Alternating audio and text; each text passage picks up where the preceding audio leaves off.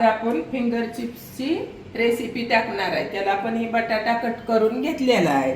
त्याला आता आपण टाकूया थोडासा कॉर्नफ्लॉवर टाकायचा आहे, थोडा अर्धा चमचा, आणि थोडं मीठ आणि हळद ती टाकून आपण तयार करून घेऊया आणि मग सोडूया. तेल गरम करायला ठेवलेलं आहे, ती गरम होईस्तोवर आपलं हे आपण करून घेऊया.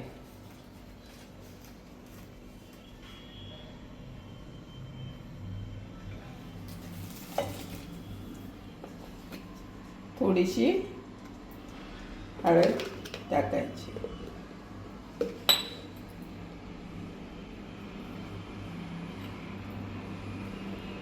थोडंसं चिमटभर मीठ टाकायचं. तर आता ह्याला आपण मिक्स करून घ्यायचं. पाणी टाकायचं नाही, याला आमचं पाणी सुटतं. तेल गरम झालं की एकदम स्लो गॅसवर आपल्याला ही तळून घ्यायचं, फ्राय करून. तर आता तेल जरा गरम होऊ द्या, सोडूया. तर आता आपल्याला ही तेल गरम झालं की सोडायचे. त्यासाठी आधी तेल गरम झालं का नाही ते आपण बघून, एक सोडून बघून घ्यायचं आणि नंतर सोडायचे. तर झालेलं आहे. त्याला मंद म्हणजे स्लो गॅस करायचा तेल गरम झाल्यावर, मग सोडायचं. नाहीतर एकदम गरम तेलात सोडल्यावर ती लालसर काळं होईल. थोडं थोडं आपण सोडून घ्यायचंय हातावर घेऊन. नंतर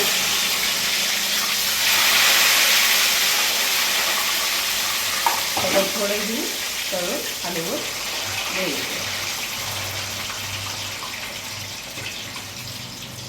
पडलेलं आहे बघा, हे चांगलं. आता ह्याला होऊन द्यायचं.